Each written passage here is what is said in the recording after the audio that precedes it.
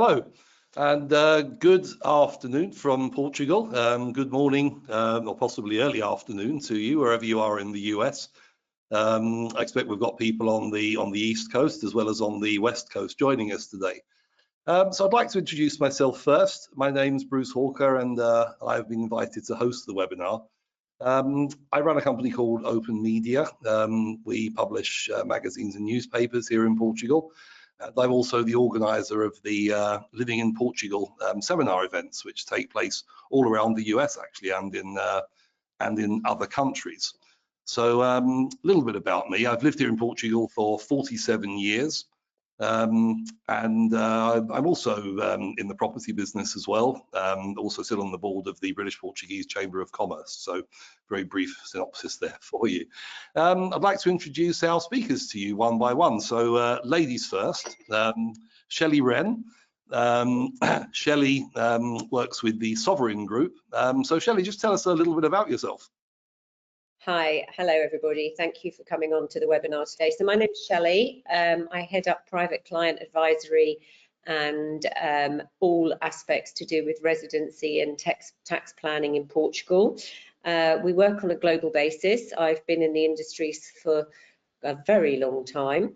The industry that we particularly specialise in here in Portugal is all matters to do with residency visas, the process of moving, relocating into the country, and the implications of tax when you do so. And we work closely with our partners such as Fine & Country and Bruce and his teams on his panel, and we basically guide international expatriates, not just into Portugal, but Portugal is what we're talking about today. And I've been a specialist in this area for a number of years.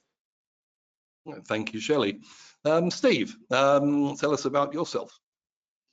Hello, everybody. Thank you for the invite and welcome to the event. My name is Steve, and I'm the currency expert, I suppose, which I appreciate is normally towards the bottom of the to-do list. But part of the topic of this is how much the currency market has moved recently, and therefore impacting the budgets of people with US dollars. In essence, it's good news that your funds are going a lot further. But we've in essence been helping people reach that dream of buying a property in the sun for over 25 years. Personally, I celebrate my 16 years doing it next week. So a lot of experience, and we've got a couple of offices in Portugal and tens of teams helping people achieve this. So we're seen as the Portugal property currency specialist, I suppose, but here to take your questions and queries around Trump and interest rate changes and how to plan the finances, or indeed how to take advantage of these gains you're seeing, perhaps before you found that property. But thank you for having me. Thank you, Steve.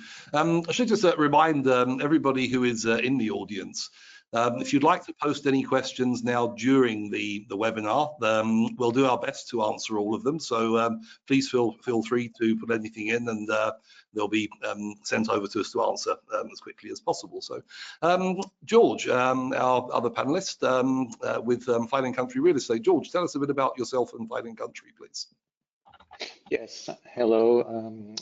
Good morning or good afternoon, everyone. Thank you for having me. So I'm the operations director for Fine & Country Algarve. Fine & Country Algarve operates 4 offices plus 1 associate office down here in the Algarve. We are part of the Fine & Country International brand, which is based in London. In Park Lane. There are around 320 offices across the world. We are established here in the Algarve for many years, and we mostly work with the upper quartile market. Yeah, it's great to be here with you guys. Great, thank you, George. Steve, let's start with you. Really, I think the topic of the webinar, how Trump's election has helped to strengthen the dollar. How is that all really? What do you put it all down to, and what does it mean for people buying, not just in Portugal, but in Europe generally, from the US? Yeah, well, we've seen a very steep increase in the amount of Americans that are looking at buying that dream property in the US, or from out of the US into Europe, for example. And Portugal is certainly one of the top territories that we're assisting clients do that. The currency movement recently is obviously a huge talking point that lots of people have been spotting and highlighting because the dollar goes so much further. And to put it to scale, dollars into euros have moved by over 9% in your favour in the last 120 days, so since the beginning of October. Now, the reason behind that is a number of factors, but a majority of that does come into the change of the leader of the US and who's now in the White House, and the American First policy. What that in essence has meant is because they're going to be more protective of the US and US business, and a lack of regulation over there, and indeed in releasing of capital into that economy, that has meant that the powerhouse of the US economy is growing. What also we've seen is the introduction of tariffs, both north and south, so coming into Canada and coming into Mexico. And there's a narrative and a view that President Trump might very well emulate what he did on his last time in the White House and bring some form of tariff into Europe and the UK. What in essence this is really doing is it's driving a lot of demand for the US dollar. From an investment perspective, why wouldn't you invest in the US at the moment? It's expected to climb. And as the demand for the US dollar goes up, its value is climbing. And that's why we've seen generally with Trump in, we've seen the US dollar in value against a whole host of currencies, but in particular against the euro. So we saw that all really happen at the back end of last year. Since he's come in, and obviously with his speech, it gets really detailed in the commentary, the tone, his priorities, all of these wonderful promises that he's made to get into the White House. The market is looking at what policies are going to come in first, what the impact is going to be on everything from bonds prices to the economy and everything involved in that. And because in the speech he didn't bring in the EU tariffs, we've actually seen a bit of a softening. But what I would say is the market is incredibly fluid. And by that I mean, everyone in the panel here today have been doing this for a long, long time. I dare not give away the secret of how long, but there's a lot of experience on camera in front of you at the moment. And well, I'll say from when I started a decade and a half ago, if the currency market moved by 0.25%, it'll be on the front of the Financial Times. It will be a really big bit of news. Whereas now we see that often by lunchtime on every trading day. So historically, when people were looking at making this move, I'll be honest, currency planning and making that trade and looking at the numbers was at the bottom of the to-do list. It was really the last thing to look at. I found my property, I know where I'm going, I know the local shops, everything else. I now need to make a payment, I'll make the payment. Whereas now what we're finding is because the currency market's moving so much, and not necessarily always in a positive direction, it can be negative, it can really impact people's budgets, and obviously that dream that a majority of people have been working a lifetime to achieve. So this currency fluctuation is really, really critical when people are planning, and what I'd really encourage and implore a lot of people to look at is please don't leave it till the end. Please start having that conversation and considering the options, and talk to experts and other people out there around what those options might very well be for you, how to get the most out of that currency market movement. But I know there's been plenty of questions submitted, so I'll no doubt we'll go into those in a bit more detail as we go through them. But yeah, in essence, a lot going on. It's generally good news. Trump's in, and that's strengthened the value of the dollar, in essence making Portuguese property significantly cheaper. So another bedroom, theoretically for you, it's a big amount. But the question everyone now asks is, will it keep going? When do I do it? Or can I do it now before I found the property? All these questions are now coming in, yes. Interesting, Steve, and everybody, it's so topical at the moment, and obviously Trump isn't good news for everyone. For a lot of people coming in from the US, it's a fact that there's been a spike in interest. This is all over the Portuguese press in the last couple of weeks, and inquiries from the US about property in Portugal.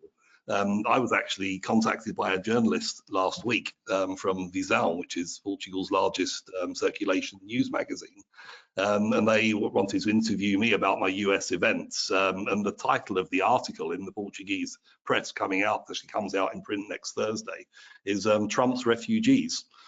So It's there's two sides to the coin, obviously, but certainly good news on the currency. So yeah, well, to give it some scale, because most people like the numbers of what it really means to dollars and euros. Since the beginning of October, so if you've been planning this for a while and been looking at property, say if you were looking at a £2 million property in Portugal, it's moved by a staggering amount, and I'm talking it's moved by over $180,000 in value in 120 days. wow. Even in the last 30 days, it's moved by nearly $70,000. So Okay. currency volatility is making deals happen, you know, that dream property being achieved, but equally it doesn't move in a straight line. So the other thing to be wary of, it can make things more expensive if you don't look at it. So it's all around risk management. Okay. I've got a couple of questions here. Shelley, over to you. One of the questions that we had from the audience is, what are the best, most popular visa options for US citizens, and why, would you say? And typically, I would say the three visas of choice are a D7 visa, which is for those that have independent passive income that allows them to qualify for a visa to come and live here. And that is a function of living here and being tax resident here. And it's a financial qualification. It's a very reasonable bar. It's not a high bar. And that's, I would say, predominantly what we see with the majority of our American clients, is that we're actually, majority is D7s. Now, that's particularly for those that are more mature of years. If you're a younger American professional with kids, maybe still working in the corporate world, and you want to make them, then there are the D8, what are known as the digital nomad visas. And these are more based on your current employment situation or self-employment situation, and whether you're allowed to work remotely. So that's kind of the second type of visa for those that want to live here. For those that don't want to live here but want to have the ability to come and go as they please and stay as long as they like here, the golden visa is predominantly that visa of choice. And the golden visa is still alive and well, and we are seeing a significant uptake of the golden visa in the American market for several reasons. One, it is a route to the Portuguese European passport. It is the ability to press the button to come and live here in the future, albeit you may not wish to now. And effectively, it's a second global citizen option, which is very appealing to people as they see how things play out with the landscape in the US. And for many that are considering perhaps a move later but are not really too sure at the moment, the golden visa is the most suitable. Okay. And on the same subject, actually, Shelley, another question which really segues very nicely from that. How are people actually applying for the golden visa these days? What's involved? What kind of investments qualify for the golden visa? Yeah, that's a good question, Bruce. And I think what we tend to do with our clients at Sovereign is that generally, as a rule, most people's first part of the appetite of thinking about what they're going to do here is buying a piece of real estate. And the real estate is no longer linked to the golden visa. In order to basically qualify for the visa, you need to invest money into either a company, employ people, become shareholders in business. And that's not typically what most people want to be considering. They want the flexibility of owning a home that they want to use, which is a home, and then we use the investment funds that are available, the golden visa qualifying funds. And these qualifying funds are effectively the ability to invest into the Portuguese economy with 500,000 euros. They're not dissimilar to what a lot of American investors are used to. They park the 500k into the actual golden visa fund. We manage that process for them, and then they align their property purchase and selection with basically, you know, the home of the dreams, and then we make the application for the golden visa. So I think in summary, most golden visas are linked to investing in funds. Okay. Should that be all into one fund? Is it another question we had here, or can people invest into multiple different funds? How does that work? Yeah, so typically the range of funds are not particularly liquid, because by the nature of the way in which they're structured to connect with the visa, the application, which is a 5-year process. So we are as a business in Sovereign, have done our compliance on the funds, and we are an advisory service. So typically it is better to allocate across a number of funds, like you would in any other financial plan. You wouldn't put all your money into JP Morgan, you know, American equities. Maybe you will diversify across different sectors and different verticals, and that's what traditionally is what we're doing with our clients, is that yes, they can spread it across a number of funds. Most funds have a minimum of 100,000 euros, some are 150, and that means that you can diversify your investment and you can get a piece of different type of asset allocations within the Portuguese market.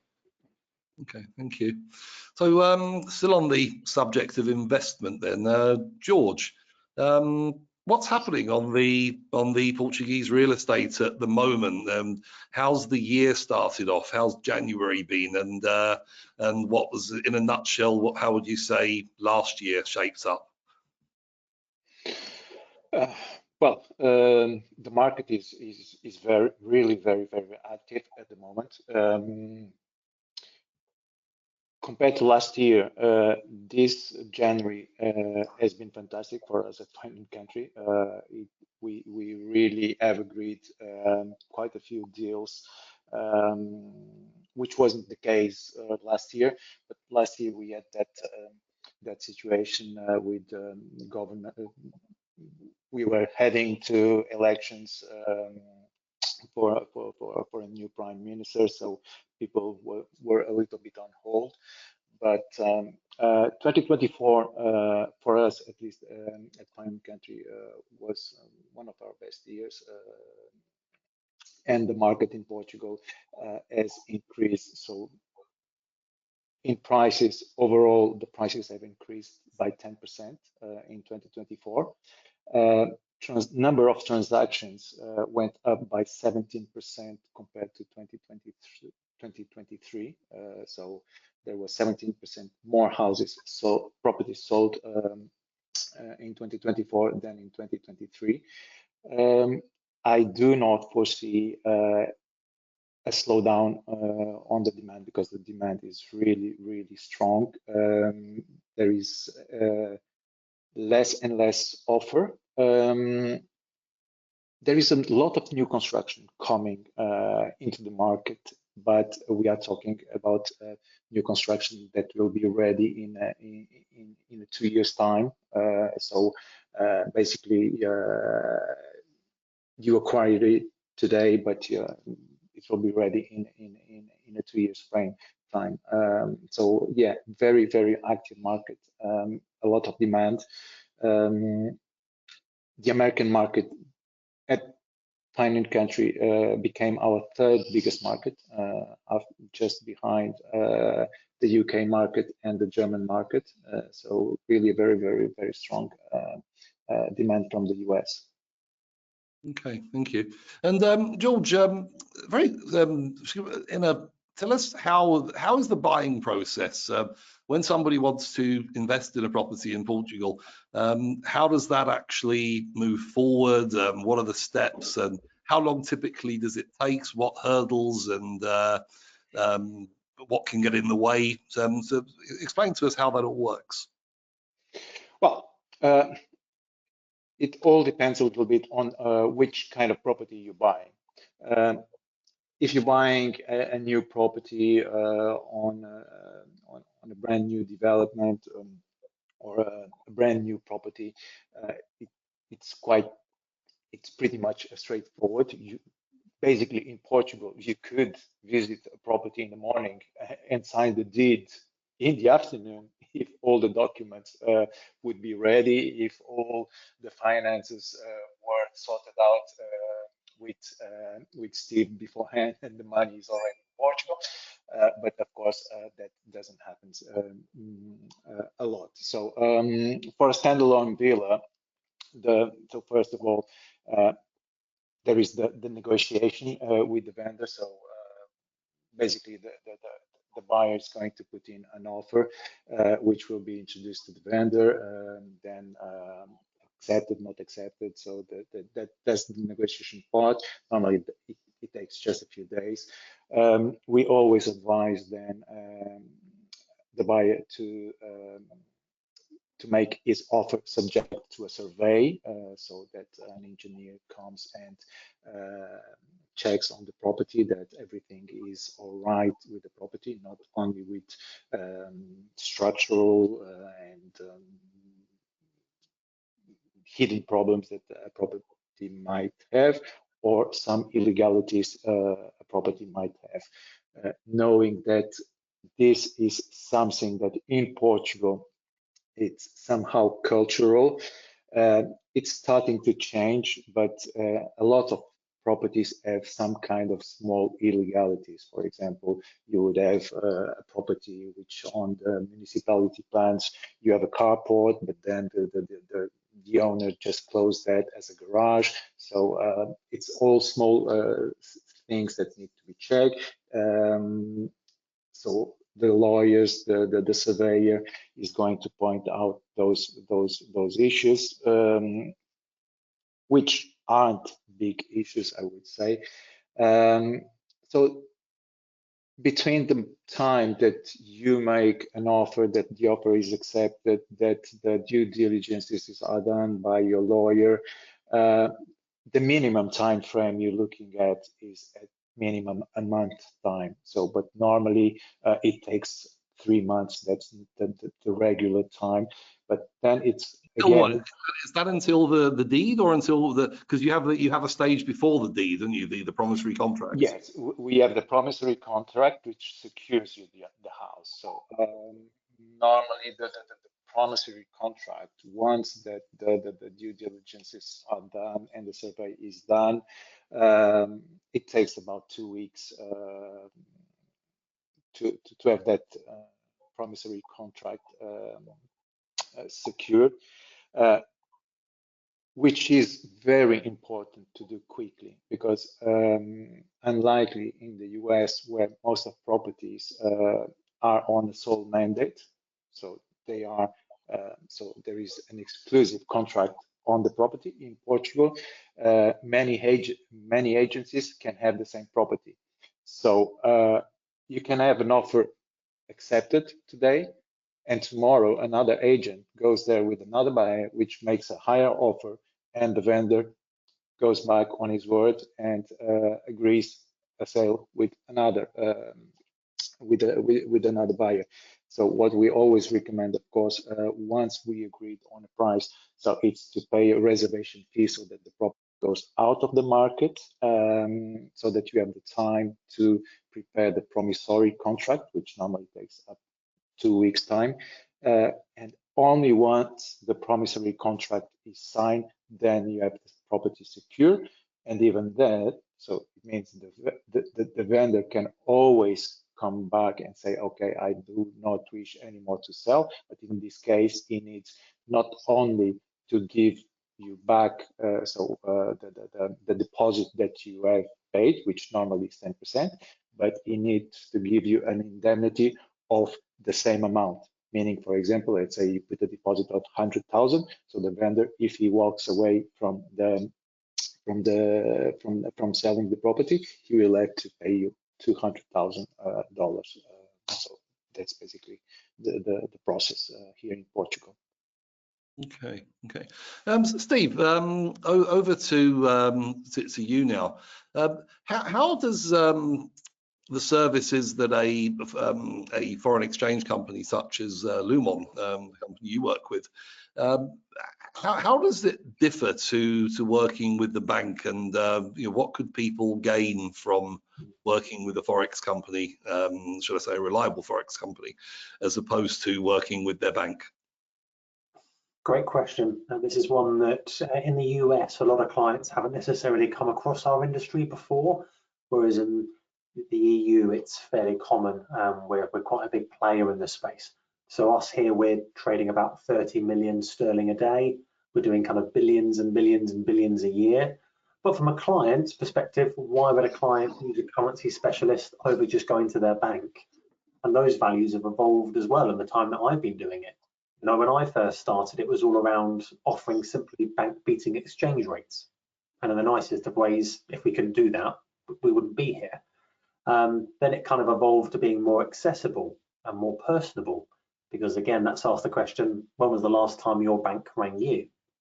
Then really, especially in the moment, it's a lot more about being proactive and assisting our clients with managing currency risk. So if you speak to a bank or arrange it with a bank transfer, they'd go, here's the rate, take it or leave it. If that, you'll probably just be online. Whereas speaking to a specialist brokerage firm, we'll be going, here's a rate, which is obviously better than the bank, otherwise we wouldn't be here. But also adding the view of, well, here's the trend, here are the days and events that are coming up that could be better or could be worse. So a client can make more of an informed, educated decision as to when they execute that trade. The other big thing we'll see with a lot of US clients, especially at the moment, is again, quite a few of them have been quite, quite optimistic around the exchange rate moving as much as it has. They've seen their budgets balloon by another 8–9%, and they've been very keen to try and take advantage of that currency. Quite a lot of them have actually been doing it before they found a property. Now, this wouldn't necessarily be an option through the traditional banks. A traditional bank would say, well, we need a destination bank account to do that. Whereas here, we don't necessarily need that. We can buy and hold funds for a client before they've got their destination euro account. And we're regulated very well, both in the UK and in Europe and in the US, to do exactly that for our clients.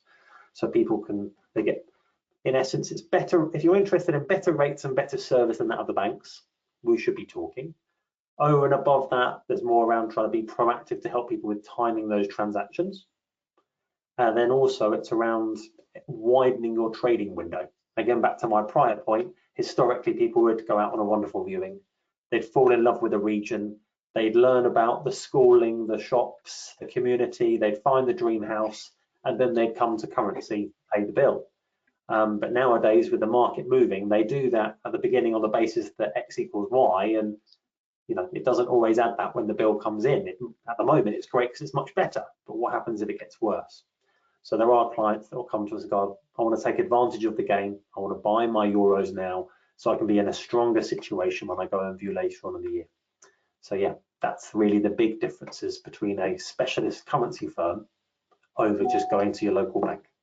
And the cost savings, obviously. I mean, I remember that one of our seminar events, you were saying that, I think was it for $500,000 that what it would the difference between working with a bank or with a forex company. I mean, what such as yourselves, what kind of savings would you be looking at, and why? If you ignore just all the value add bits that I've just mentioned and just go binary of my bank's giving me X, what can you give me? The difference between us and most of the banks will be measured in percent, which if you're talking about $500,000 can be very sizable. But again, let's do a fair comparison to make sure it's apples thing. What your other question is, why? How are we doing this? Why are the banks not as close? The easiest way to summarize that is that in a majority of cases, especially in the US, the local banks will set an exchange rate at the beginning of the day for the full day. So for a long period of time. And as I'm kind of alluding to, because the exchange rate's moving so much, when they're setting that exchange rate, they don't want someone to come into the branch and arrange a transfer at 4 o'clock in the afternoon and be doing it at a loss. So they apply from the central level at the beginning, they apply a big spread at the beginning of the day, and that's the rate for the whole day, even if this moves up and down. Whereas using a specialist currency firm, we're trading in the live market, and therefore we can get a lot closer to the central level and provide that benefit to our clients. We're trading on the live market. Does that help? Okay.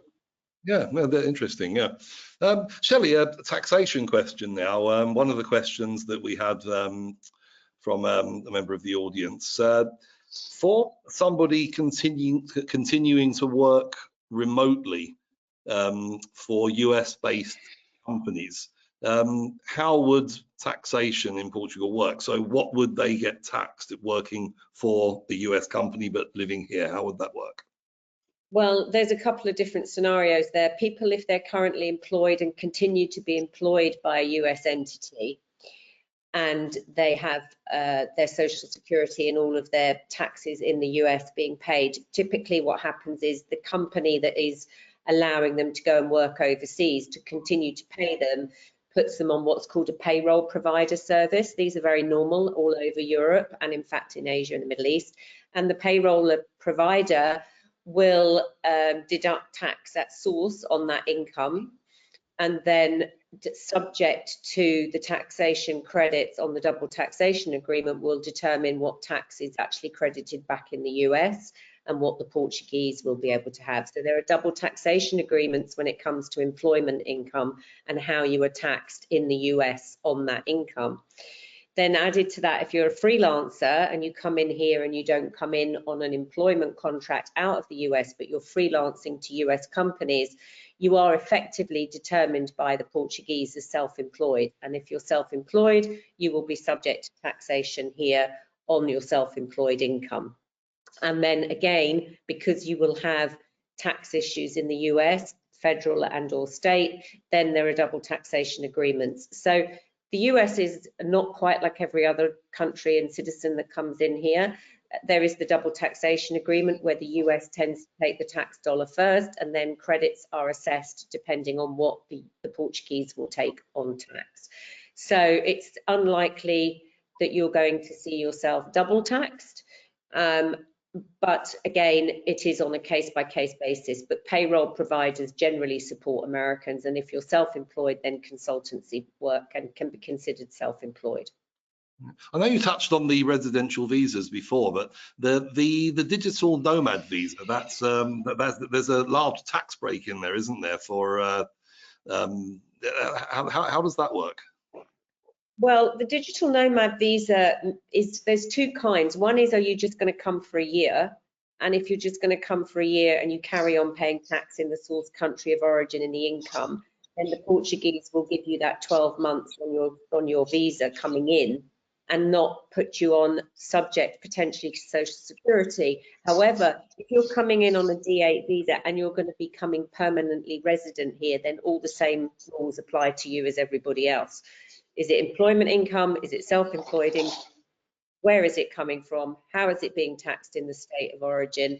And therefore, what does the double taxation agreement do? So it's really important that everybody takes an assessment, because they then can understand on a basis what liabilities the Portuguese will take.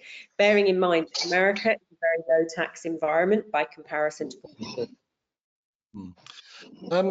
We used to have the NHR here, and one of the questions that we had is obviously the old NHR no longer exists, but that somebody in the audience has been reading in the online elsewhere about NHR 2.0. Is anything certain about that, and what is it? Yes, so that's basically known as the IFICI program. NHR was so much easier, but let's just call it 2.0. And this is a new regime which is really very, very interesting for those that want to come to Portugal and set up businesses and create economic substance in the country. And it's linked to scientific research, tech, anything really in the tech and development space, professionals that are teachers, doctors, that type of sector. And it's really orientated to those that want to come into the country, creating either employment through setting up a company or be employed by a Portuguese company, and you qualify under a high qualification activity. And then 2.0 effectively gives you the same benefits as the previous NHR regime, except it does not ring fence pension income and does protect overseas sourced income from certain points of taxation. But again, because Americans are continued to be taxed on their worldwide income wherever they go in the world, there has to be an assessment of, will this new regime be efficient for you? But this new regime is actually excellent for many, many people, particularly entrepreneurs coming in and startups coming into the country. Okay. Another quick taxation question somebody else here has asked. is there a minimum property purchase amount required for tax residency or visa requirements with No. related property? No. No, Portugal is a completely open forum when it comes to the visa applications. But if we look at the D visas, they are associated with the fact that you must either have rental accommodation for a 12-month period, or you are an owner of real estate. So you must, as part of your application, be able to demonstrate that you do actually have somewhere to live, and it is either a rental contract that is registered at the tax office, or it is showing that you have title on your own property. Okay. George, over to you again now. Somebody here was asking about Comporta. Is Comporta a good place to invest? Somebody else asking here, where in the Algarve is the hot spot at the moment? Where are the best places to invest in the Algarve? First of all, the Comporta question. What would you have to say about Comporta? Okay, Comporta. How can I describe Comporta? So Comporta, I would say it's the Portuguese Hamptons. So it's in the Atlantic coast, so between Lisbon and the Algarve and the Alentejo. So it's located in the Alentejo region. It's very wild, so huge extensions of beach, sandy dunes. It's very beautiful. So it's very in at the moment. The prices have increased just last year by 17% in Comporta region. And if I take in over the 5 last years, the prices have increased over 120% in Comporta. So it's becoming very posh. So a lot of famous people are acquiring in Comporta. Even Prince Harry and Meghan, they just bought a property there recently. So yeah, a good area and still a good investment at the moment, because the prices will keep going up because it's very exclusive. Yeah, and your Fighting Country has an office there, right? You have an office. Yes. Yes, we do have offices in Comporta as well. So and we can refer you to our colleagues from the Comporta office in case you're looking for acquiring a property in the area. Okay. And what about the Algarve, George? Tell us, what's really driving the market of the Algarve? Where would you say is the best place to invest at the moment along the Algarve? That's a tricky question, Bruce. It all depends what type of lifestyle you want. So if you like busy places and making party, I would advise you to go to places like Albufeira or Portimão. If you want a nice small village with nice beaches and nice expat community, Carveiro, Praia de Carveiro, it's absolutely magnificent. Then you have the Golden Triangle with the luxury resorts of Quinta do Lago and Alto Lobo, where properties can reach prices at the moment. Properties are being transacted between 10 and 20 million euros. So it all depends what you're looking for. So the thing is, Algarve is quite small.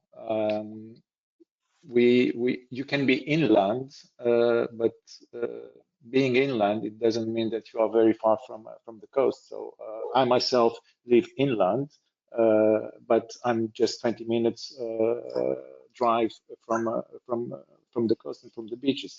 So Algarve has something to offer to everyone. So it really depends the type of lifestyle you want to have. more bustling, more calm, more relaxing. If you play golf, if you come for surf, if you come, for example, if you're a surfer, I would recommend you go to Lagos or to Sagres, where you have really nice spots for surfing. If you like warmer water, I would recommend you to go towards Spain border, Tavira and Cabanas de Tavira, where the water is a little bit warmer. You would like to have a property on a cliff. I would recommend you anywhere between Albufeira and Lagos. So there is so much to offer Algarve. And it has changed a lot since the last 15 years. I would say, for example, 15 years ago, Algarve was very seasonal. So most of things would be open, let's say, from March until end of October, then would be pretty much empty. And now it's not the case anymore. So you have people living here all year round. You will find all year round nice restaurants, nice bars, culture. So it has really evolved a lot in the last 15 years. Okay, just a question just coming now, actually, George. What are the costs involved in buying a property in Portugal on average? What are the costs, and what are they made up of, and what would you say is the average cost of buying a property? So the average cost will be, so it depends on the price of the property. So the acquisition taxes that you need to pay to the government plus the notary. So, but the average will be between 6 and 7%, including the lawyer. But it all depends. If we talk, let's say, for example, a €1 million property, that we will be looking at 8% taxes plus lawyer and Okay. And notary. Yeah. Lawyers charge. Do lawyers normally charge a percentage or a flat fee? How does that work here? Most of them, they will charge you a percentage. It goes from 0.5 up to 1%, depending the lawyer. You will also find some lawyers that will have a fixed fee, but most of them it's a percentage that you can negotiate. For people to shop around and see what they're comfortable with. Exactly. Another question here, George, before we move on. Someone's asking here: do you help with rentals as well as sales? So finding rentals or managing rentals once someone buy a property? The question was actually for both. It was, do you help with managing, renting out, or selling the property for me? And then also, do you handle? Another question was, do you actually do long-term lets specifically? Okay, so we do have property management and rental management. So we can manage your property, find tenants, and take care of everything. This is a service we offer in our offices across the Algarve. And regarding long-term lets, we do have some long-term rents, but people must understand that in Algarve, especially in this region of Algarve, because it's very touristical, it's really difficult to find long-term lets because owners prefer to keep their properties for short-term rentals on high season because they will make more money renting by the week between May and October. So when we find a long-term let, prices might be quite expensive, I would say. Will be the same prices as in Lisbon. It will be much more expensive than in Porto, for example. So long-term lets in Algarve are not easy. I know that especially Americans like to at least rent for 6 months so that they come here, they see which area they prefer before they buy actually. So then what I recommend, because finding a rental for 6 or 7 months will be much more easy than to find a 12 months rental. So for example, I would recommend someone wanting to stay 6-7 months to see where he's comfortable, which area he's comfortable. So to make a rental from, let's say, October until the end of April, that's easy to find, but the long term, 12 months, yeah, we do. Also, winter, obviously, holiday lets are lower, so it's easier to get one of those properties. Yeah. Exactly. Steve, it's just a specific question here. Someone's asking, what are the costs of working with your company? I don't think there are any, are there? It's savings. There's no costs to use our service. So by that I mean, if our conversations today have sounded interesting to you, then post the event you'll get an email with everyone's contact details, and we can reach out and have a direct conversation around it to answer any questions you might have. From a process perspective, first thing we need to do is ask people to fill out a quick form, which enables us to just make sure that you're you and not pretending to be you. To be clear, that doesn't obligate you or charge you in any way. Then we can have the conversations around what the market's doing, discuss things in line with your risk appetite and the availability of capital. And at the time of execution, so in essence, when you say, right, we want to transact $500,000 or whatever it might be, we'll get you a live level there and then, present it to you, and you can simply say, yes, please, or no, thank you. If you do want to proceed and secure at that point, that price that we've quoted is all-inclusive cost.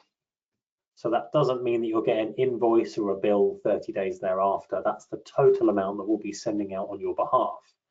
Historically, you're right, banks would charge lots of fees and transfers and bits and pieces that would really add up. With our service, we do not. The other thing that people will be aware of in the US network is routing fees or transferring dollars around the world. Those will you'll still be open to some degree, depending on which banks you're in and which parts of the US you're in. We can't eradicate that because it depends on how many routing banks you're going through when you're making payments.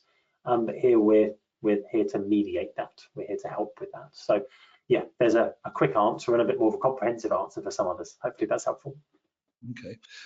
Shelley, a question that's come in here regarding taxation on pension income, and but it's someone with a state pension, actually a military pension.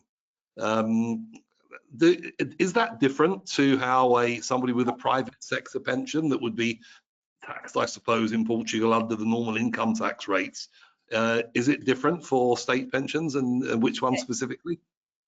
The military pension will continue to be taxed in the US, and then it's effectively got credits, so exemptions on that income through the double taxation agreement. So it's a bit like teachers, nurses, doctors, government schemes that exist in, say, in the UK as well. It continues to get taxed, and then the exemption rules mean that they're reported here, but they're not taxed. They're not taxed here. Okay, so basically someone from the public sector can, they'll pay their tax in the US, they don't pay any extra tax here. So that's an interesting one for whoever asked that question. I think what I always say to people is, what you've also got to remember, in Portugal there is something called the progressive rate system.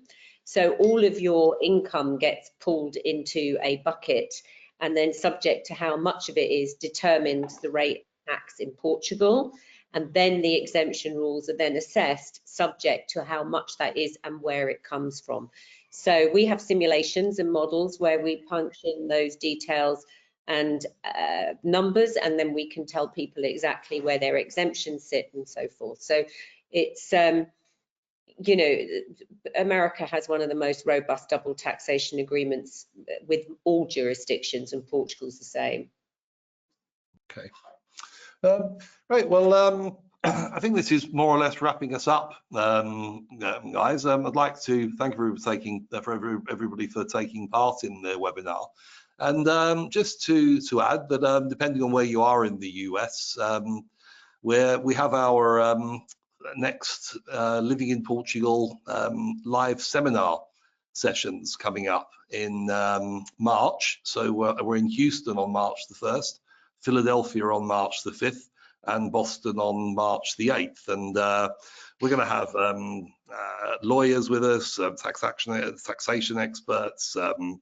We'll also have health insurance providers with us, and obviously real estate, and lots and lots of information, completely free to attend. And you even get to try some nice Portuguese wine. So, which actually it's nearly 6 o'clock, and I think it must be getting almost wine o'clock. So, certainly here in Portugal. So Portuguese, aren't we? Yeah. So yeah, thanks everybody again for listening to the webinar, and thank you all to the panelists, Steve, George, Shelley. Thanks very much for taking part. Thank you. Bye-bye, everybody. Good luck, everybody, with your move. Hope you found this useful. Yeah. Thank you.